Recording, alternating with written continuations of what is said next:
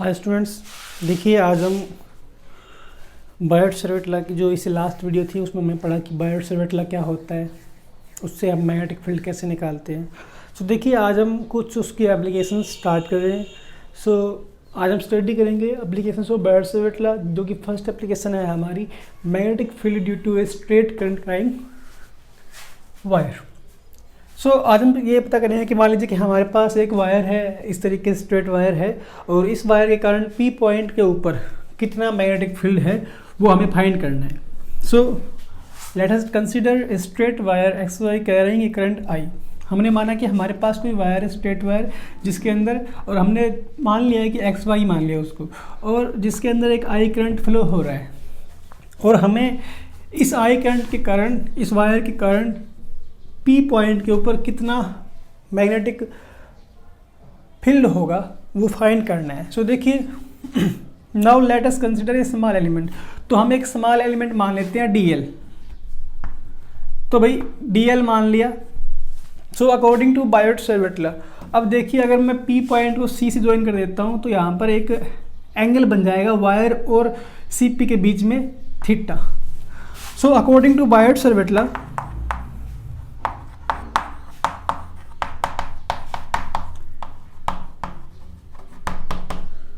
हमने पढ़ा था लास्ट वीडियो के अंदर, क्या था, D B will be equal to mu naught 4 pi I D L sine theta divide by R square, divide by R square. So देखिए अब हम क्या करते हैं कि हम जो है, हमारे पास स्मॉल एलिमेंट के कारण तो मान लीजिए कि ये आ चुका है। अब हमें कंप्लीट वायर के कारण चाहिए कि कितना मैग्नेटिक फील्ड होगा इस पॉइंट के ऊपर। सो फर्स्ट हम क्या करते हैं कि एक परपेंडिकुलर ड्रॉ कर देते हैं पी से वायर के ऊपर। हमने माना कि ये पॉइंट ओ है। So draw a perpendicular from point P to wire.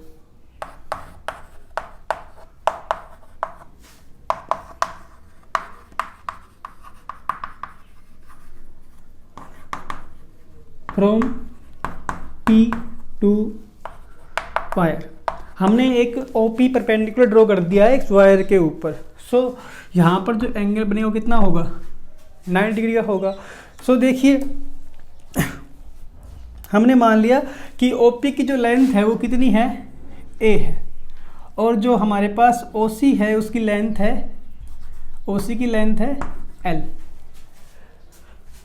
Now we will change theta r and dl in the form of a and sin phi। अब मान लीजिए कि हमारे पास p पॉइंट के बीच में, p पॉइंट के साथ जो परपेंडिकुलर है और जो हमारे पास CP है, उसने एक एंगल बनाया, कौन सा, phi. So now we will change r dl and theta in form of phi and a। क्या बताया गया कि आपके पास एक वायर थी, एक्स वाई मान लिया हमने, और इसके कारण हमें पी पॉइंट के ऊपर मैग्नेटिक फील्ड निकालना है। सो हमने इसका एक स्मॉल एलिमेंट माना डी एल। डी एल के कारण पी पॉइंट के ऊपर मैग्नेटिक फील्ड आ गया mu naught by 4 pi I D L sine theta by R square. R क्या है हमारा, सी पी की लेंथ है। But we have to find magnetic field due to complete wire at point P. So हमने क्या किया कि एक परपेंडिकुलर ड्रॉ कर दिया on wire from P to O, और माना कि ओ पी की जो लेंथ है वो कितनी आ गई, वो ए है, और ओ पी और सी पी के बीच में एक एंगल बना फाई का। सो देखिए अब हम चेंज करेंगे किसको, डीएल को, थीटा को और आर को in the form of phi and A. So first देखिए, in triangle C O P, triangle C O P के अंदर देखिए हमारे पास एंगल थीटा है, फाई है और एक एंगल 90 का है। सो यहाँ से हम मान लेते हैं कि हमारे पास थीटा प्लस फाई किसके इक्वल हो जाएगा, मान लेते हैं क्या है, ट्राइंगल के अंदर जो एंगल्स का सम होता है वो कितना होता है, 180 होता है। सो theta plus phi will be equal to 90, theta plus phi will be equal to 90, this imply theta will be equal to 90 minus phi. हमारे पास था का साइन थीटा था, अगर साइन थीटा के अंदर मैं थीटा की वैल्यू पुट कर देता हूँ 90 minus phi, sine 90 minus phi, तो क्या आ जाएगा कोस फाई। सो हमारे पास यहाँ पर साइन थीटा किसके इक्वल आ चुका है, कोस फाई के इक्वल आ चुका है। इसको आप मान लीजिए फर्स्ट। अब again in triangle COP, triangle COP के अंदर देखिए साइन फाई किसके सॉरी सीकेंट फाई किसके इक्वल आएगा हमारा, सीकेंट। सीकेंट उल्टा होता है कोसिकेंट, कोस का, और कोस क्या होता है बेस अपॉन हाइपोटेनस। तो हमारे पास क्या बन जाएगा hypotenuse by base, secant phi will be equal to hypotenuse by base. So और base is equal to a and hypotenuse equal to r, so r by a। तो अब हम यहाँ से जो है r की वैल्यू निकाल सकते हैं, जो कि क्या आएगी r will be equal to a secant phi, a secant phi। सो इसको नाम दे दीजिए आप सेकंड इक्वेशन का। तो इस तरीके से हमने यहाँ से आर की वैल्यू निकालनी है। अब हमारे पास बचा क्या है, अब हमारे पास डीएल बचा हुआ है, अब हमें डीएल निकालना है। सो डीएल निकालने के लिए अगेन हम ट्रायंगल का यूज करेंगे, triangle COP। In triangle COP tan phi किसके इक्वल आएगा, tan फाई, ये एंगल फाई है हमारा, तो tan फाई किसके इक्वल आएगा perpendicular OC by OP, perpendicular by base. Perpendicular क्या है हमारा OC है, और बेस क्या है हमारा OP है। सो यहाँ से OC किसके इक्वल होता है L के, और OP किसके इक्वल A के। सो इस तरीके से हमारे पास tan फाई की वैल्यू आ चुकी है L by A, L by A। So tan phi will be equal to L by A and this imply L will be equal to A tan phi. अगर मैं इसको डिफ्रेंशिएट कर देता हूँ with with respect to theta, so DL by D theta will be equal to A secant square phi. जो हमारे पास tan का डिफ्रेंशिएशन करेंगे, tan थीटा का अगर डिफ्रेंशिएशन करते हैं तो वहाँ पर हमारे पास क्या बन जाता है secant square. So this imply DL will be equal to A secant square D phi, phi D phi. तो देखिए यहाँ से हमारे पास DL की वैल्यू आ चुकी है, इसको नेम दे दीजिए थर्ड। अब माना कि ये हमारी इक्वेशन है A। तो देखिए बेटा हमने यहाँ पर थीटा की साइन थीटा को चेंज कर दिया कोस फाई के अंदर, थीटा को फाई में करना था, चेंज हो चुका है। कैसे चेंज किया, ट्रायंगल के अंदर सम होता है एंगल्स का 180, अगर ये 90 है तो थीटा प्लस फाई कितना आएगा 90 आएगा। So theta plus phi will be equal to 90 and theta will be equal to 90 minus phi. So sine theta will be equal to sine 90 minus phi and sine 90 minus phi किसके equal आएगा cos phi के। सो हमारे पास first value आ चुकी है theta की phi के रूप के अंदर। उसके बाद देखिए अगेन इन ट्रायंगल COP हमें चाहिए क्या, हमें निकालना है आर को निकालना है ए की फॉर्म के अंदर। सो यहाँ पर हम यूज कर लेंगे सीकेंट फाई का। सीकेंट फाई क्या होगा हमारा हाइपोटेनस बाई बेस, हाइपोटेनस क्या है हमारा CP, बेस क्या है हमारा OP, इसको आप CP by OP। So CP की वैल्यू कितनी है R है, OP कितना है A है, पुट कर दीजिए यहाँ पर R by A will be equal to sine phi, so secant phi. So R will be equal to A secant phi. अब हमें चाहिए क्या, अब हमें चाहिए DL। DL कैसे आएगा, यहाँ पर आप यूज कर लीजिए tan फाई का, tan लेते हैं तो base perpendicular by base, perpendicular क्या है हमारा L, बेस क्या है हमारा A।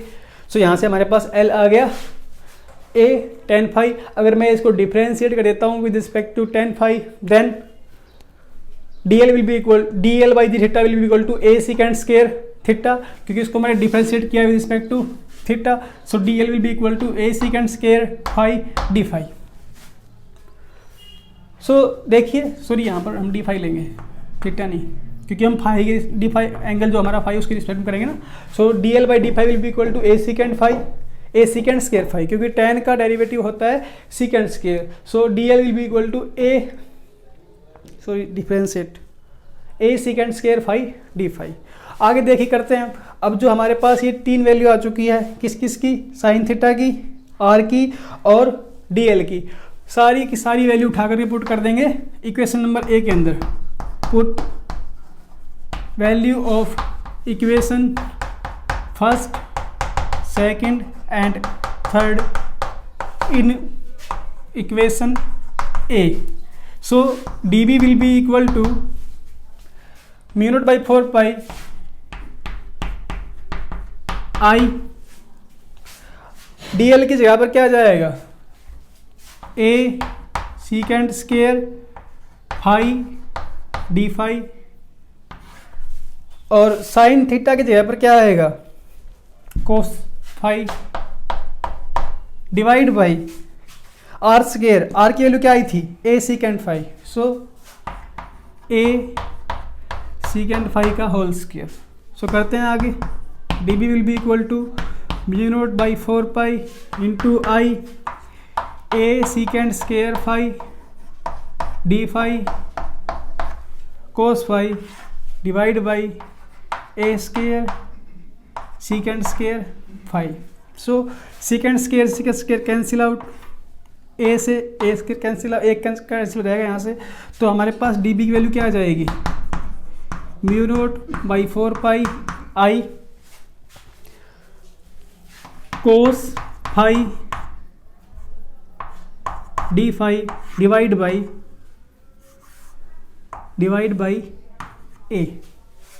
By A.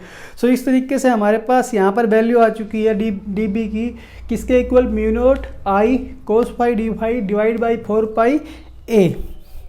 सो अब हम क्या करेंगे, अब हमें जो है कंप्लीट लेंथ का निकालना है, कंप्लीट वायर का निकालना है।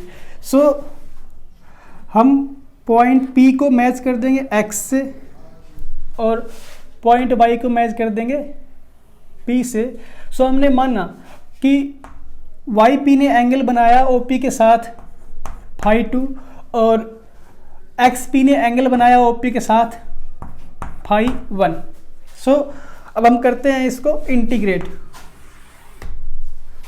करने के लिए हम यहाँ पर करेंगे इसको integrate. So please take a screenshot, then after we will integrate D B from minus D phi to D minus phi 1 से फाई 2 के बीच में। So take a screenshot please.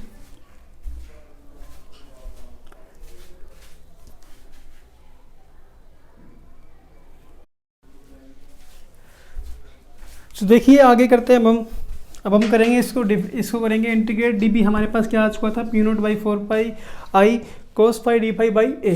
सो देखिए हमारे पास माना कि हमारे पास नेक्स्ट की लेंथ वायर की लेंथ एक्स वाई है। सो हम क्या करते हैं, पी पॉइंट को एक्स और पी से वाई से मिला देते हैं। सो पी वाई ने एंगल बनाया phi 2 with O P and X Y ने बनाया फाई 1 विद ओ पी। अब देखिए अब हम करते हैं इसको इंटीग्रेट।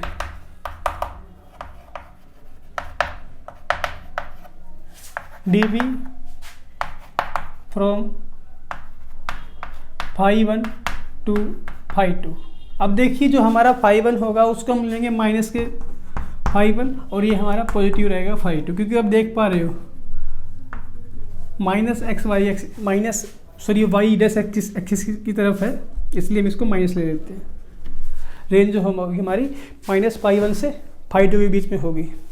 सो देखिए हमारे पास डी बी था, तो डी बी बन जाएगा B will be equal to integration minus phi 1 to phi 2 mu nought by 4 pi I by A into cos phi D phi. तो देखिए हमारे पास mu note I by 4 pi A क्या है, एक कांस्टेंट है। सो ये इसको बाहर निकाल लेते हैं, अंदर क्या बच जाएगा माइनस फाई 1 से phi 2 cos phi D phi. अब आपको पता है कि कोस फाई का इंडिकेशन क्या होता है, sine phi. B will be equal to mu naught 4 pi divide by mu note I divide by 4 pi A. So sine phi range from -φ1 से φ2। B will be equal to mu note I 4 pi a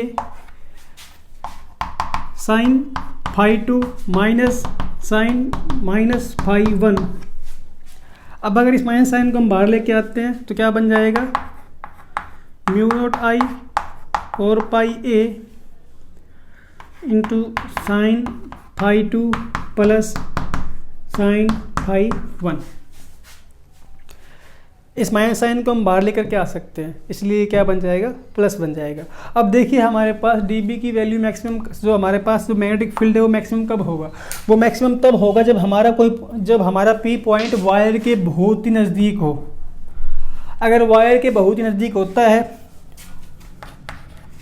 magnetic field will be maximum when φ1 will be equal to φ2 will be equal to 90 degree. φ1 will be equal to φ2 will be equal to 90 degree. अगर हमारा point बहुत ही नज़दीक है wire के, सो वहाँ पर हमारे पास magnetic field क्या रहेगा, मैक्सिमम रहेगा mu note I by 4 pi into A sine φ2 90 plus sine 90, ये क्या होता है 1। सो क्या बन जाएगा हमारे पास V की value, B will be equal to mu nought I by 4 pi A into 2। So B will be equal to mu nought 2i divide by 4 pi A, या फिर आपको मिल सकता है B will be equal to mu nought I divide by 2 pi A. So इस तरीके से हमारे पास किसी वायर के कारण किसी पॉइंट के ऊपर जो मैग्नेटिक फील्ड रहेगा वो आएगा mu note I by 4 pi A sine φ2 plus sine φ1। अगर मैक्सिमम है, अगर एंगल 90 बन रहा है तो क्या बन जाएगा, B will be equal to mu note I by 2 pi A. So देखिए बेटा, इस तरीके से हम किसी वायर का दोबारा मैग्नेटिक फील्ड निकाल सकते हैं। अब देखिए, मान लीजिए कि आपको उस वायर का मैग्नेटिक फील्ड जो है उसकी डायरेक्शन फाइंड करनी है, तो आप उसकी डायरेक्शन कैसे फाइंड करोगे। सो यहाँ पर हम राइट हैंड थंब रूल का यूज़ करेंगे डायरेक्शन निकालने के लिए। मैं यहाँ लिख रहा हूँ, to find direction of magnetic field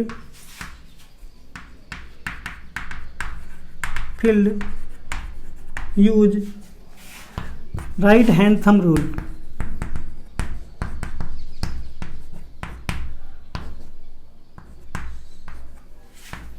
thumb rule.